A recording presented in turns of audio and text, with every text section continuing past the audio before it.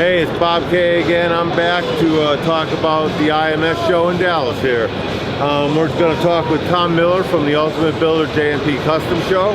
Tom has a really pretty Sportster here that he's entered in the Freestyle class. That's an anything goes class. The only thing that limits these guys is their imagination and resources. So rather than me telling you about the bike and the story, I'll let Tom tell it because he knows it better than I do. So what happened in 1969, my uncle came out of the Army, and in May of '70, he bought this bike from the original owner. Nothing was done to the bike, it was all stock, just 3 years old.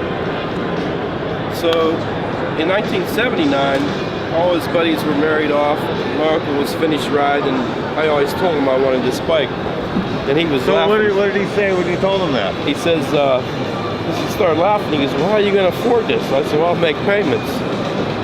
So did he laugh some more? Yeah. So, I mean, I was making like $2.35 an hour back then. So he agreed to it, and I paid my uncle $100 a month, and I think he wanted $1,800. So when I bought it, it still had the stock frame. It was a chopper. He had the neck rake. Well, I didn't ride it very long, and the things started cracking and breaking, so I said, all right, that's it. So at the end of '79, I actually bought this frame. It's a C&J frame, and back then C&J was highly noted for building drag frames. So they had quality, man. They were one of the top guys in the country, for sure. So when I bought the frame, all the frame really did was hold the Sportster motor. So when you look at all these tabs right here, tabs to hold the exhaust, tabs to hold the oil tank, all these little extras, I did all that. Designed it, put the whole bike together, designed it, took it all back apart, made everything set up. So the first time I built it, I had an Arlen S 4-over Springer front end on it.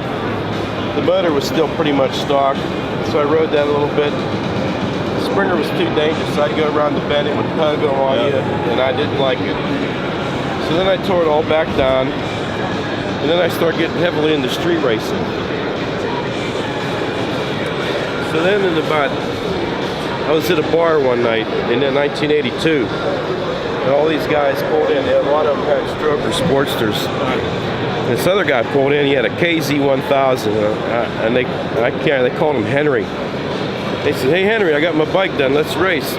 So I'm watching them on Route 30, Pennsylvania, in Greensburg, Pennsylvania. And there they go out and race Henry, and they're blowing down the road, and I said, man, I've got to have that. So I had a guy named George Feltus. He was building a lot of the stroker motors for everybody out of Jeanette, Pennsylvania. I said, George, I'm going to compete and beat the KZ1000. Good? And so basically in 1985, what you see here is how it looked in 1985. And I rode it for a while.